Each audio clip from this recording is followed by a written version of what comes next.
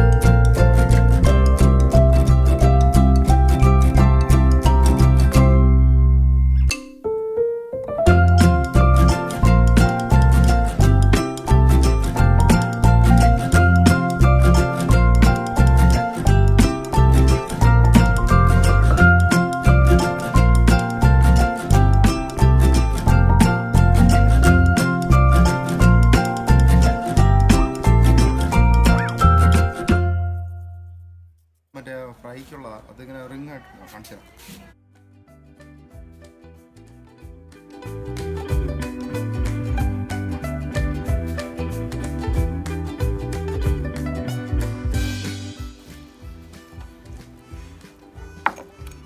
ഇതിനകത്ത് പോകാനായിട്ട് വേറെ ഒന്നുമില്ല കേട്ടോ.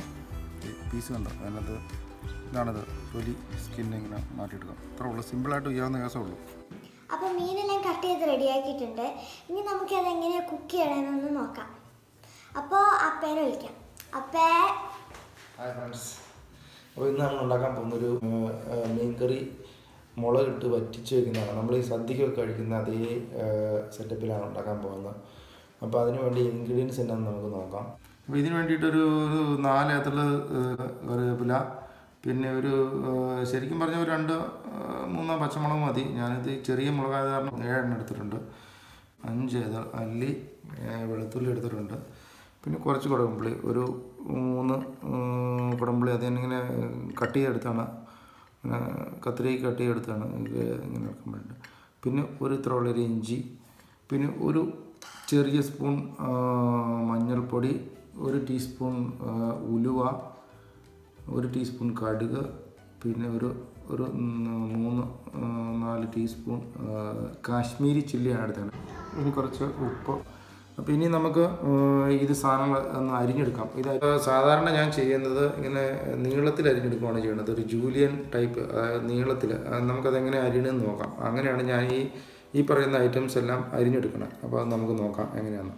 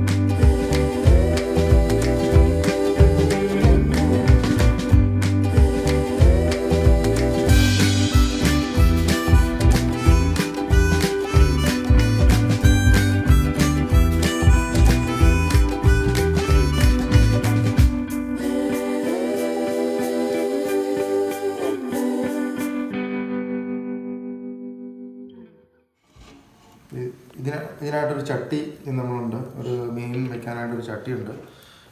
അത് പണ്ട് നമ്മൾ നാട്ടിൽ നിന്ന് കൊണ്ടുവന്നതാണ്. അപ്പോൾ ആ ചട്ടിയിൽ തന്നെയാണ് നമ്മളെപ്പോഴും മീൻ കറി വയ്ക്കുമ്പോൾ നമ്മളെപ്പോഴും ചട്ടിയിൽ തന്നെ ആക്കണേ. അപ്പോൾ ചട്ടിയിലേക്ക് വെക്കാം. അപ്പോൾ ഇത് ഓണാക്കിയിട്ടുണ്ട്. ഇനി അതിൻ്റെ വെള്ളം വയ്ക്കിയിട്ട് നമുക്ക് എണ്ണ ഒഴിക്കാം. അത് ചൂടായി വരുന്നുണ്ട്. അപ്പോൾ അതിലേക്ക് നമുക്ക് എണ്ണ ഒഴിക്കാം. കടുക് പൊട്ടിക്കണം. കുറച്ച് എണ്ണ ഒഴിച്ചിട്ടുണ്ട്. ചൂടായതിനു ശേഷം ഉലുവ ഇടുക. ഉലുവ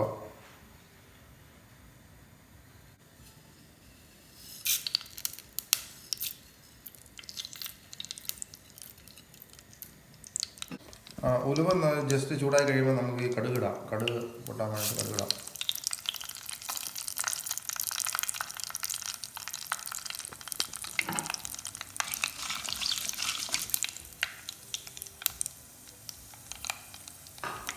കടുക് പൊട്ടിത്തിറങ്ങിയിട്ടുണ്ട്.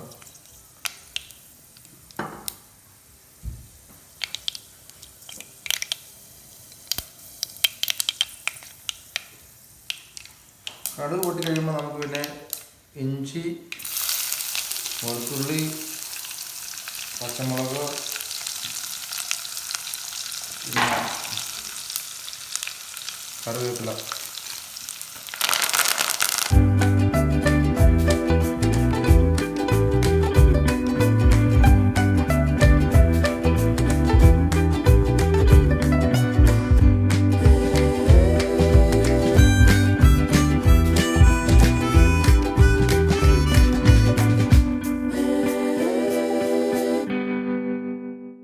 കുടംപുളി ഇടുക. ഇത് നന്നായിട്ട് മൂക്കണം. നന്നായിട്ട് മൂത്ത് ഈ ഇഞ്ചിയൊക്കെ നന്നായിട്ട് മൂത്ത് കഴിയുമ്പോൾ നമുക്ക് പൊടി ചേർക്കാം. പൊടി എന്ന് പറഞ്ഞാൽ വേറെ ഒന്നുമില്ല, മഞ്ഞൾപ്പൊടിയും മുളകും പൊടിയും, അതായത് കാശ്മീരി ചില്ലി മാത്രമേ ഉള്ളൂ. ഇനി നമുക്ക് പൊടികൾ ചേർക്കാം. ഈ മുളക് പൊടിയും നമ്മുടെ മഞ്ഞൾപ്പൊടി ഒക്കെ.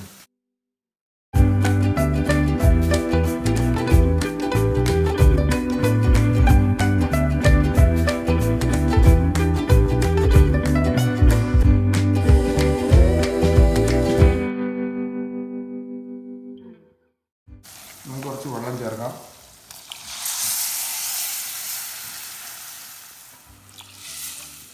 ഒരു ഗ്ലാസും 2 ഗ്ലാസ് വെള്ളം ചേർത്തിട്ടുണ്ട്. ഇനി നമുക്ക് ഉപ്പ് ചേർക്കാം. ഉപ്പൊരു ചെറിയ സ്പൂണിന് 2 സ്പൂണാണ് ചേർക്കണം. ഇതല്ല, ഈ സ്പൂണ് 1, 2. ശരിക്കും തിളച്ചു തുടങ്ങി. അപ്പം നമുക്കിനി ഈ കഷ്ണങ്ങളിടാം.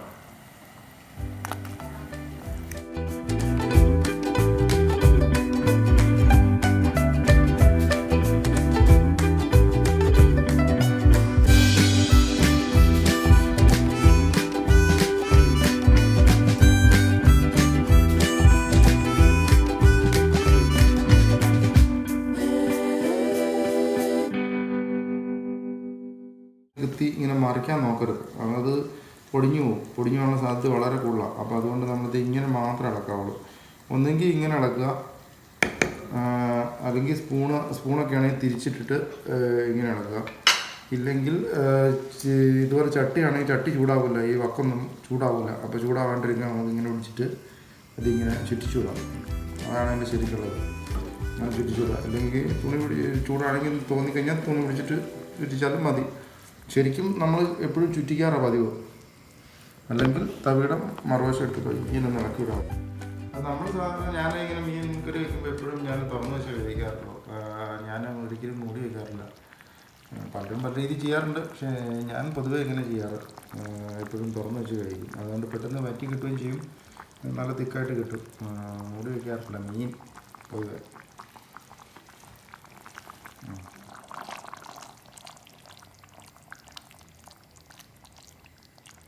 അപ്പോൾ നമ്മുടെ മീൻകറി ഇവിടെ ഏകദേശം റെഡി ആയിട്ടുണ്ട്. ഇതുണ്ടോ, നന്നായിട്ട് പറ്റി നല്ല സെറ്റപ്പായിട്ട് നല്ല ചാറൊക്കെ നല്ല തിക്കായിട്ടുണ്ട്. ഇതുണ്ടോ, നല്ല തിക്കായിട്ടുണ്ട്. പിന്നെ നമുക്കിത് വാങ്ങി വയ്ക്കാം.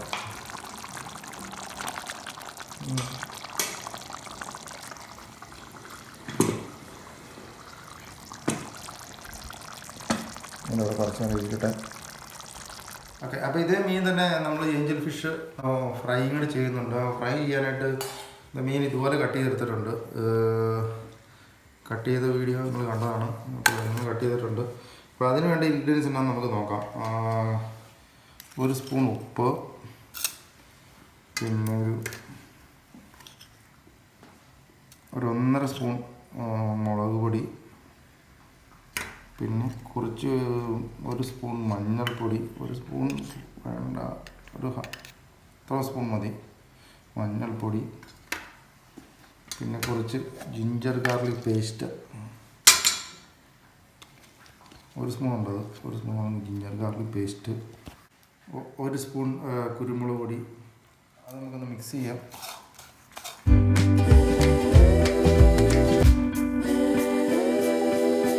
പാൻ നമുക്ക് ചൂടായിട്ടുണ്ട്. ഇനി കുറച്ച് എണ്ണ ഒഴിക്കാം.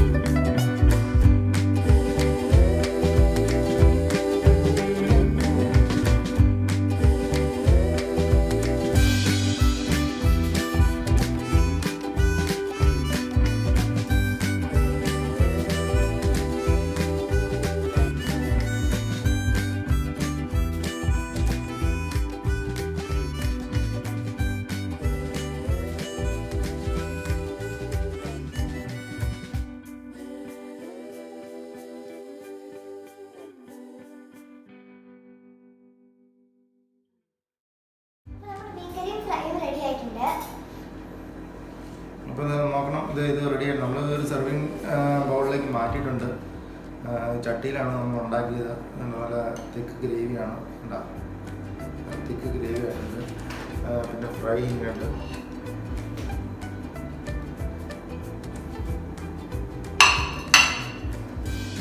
കറി കണ്ടോ, നല്ല തിക്ക് ഗ്രേവി. പീസൊക്കെ എന്താ സെറ്റപ്പ് എന്തായിട്ട്.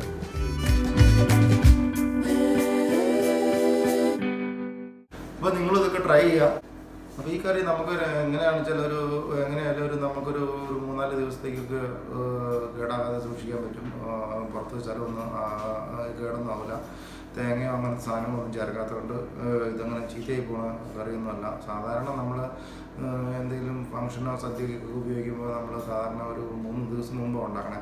കാരണം അതിൻ്റെ പുളിയും ഉപ്പും പുളിയൊക്കെ പിടിച്ച് കഷ്ണത്തിലിട്ട് പിടിച്ച് വന്നെങ്കിൽ 3 ദിവസം എടുക്കും. 2-3 ദിവസം എന്തായാലും എടുക്കും.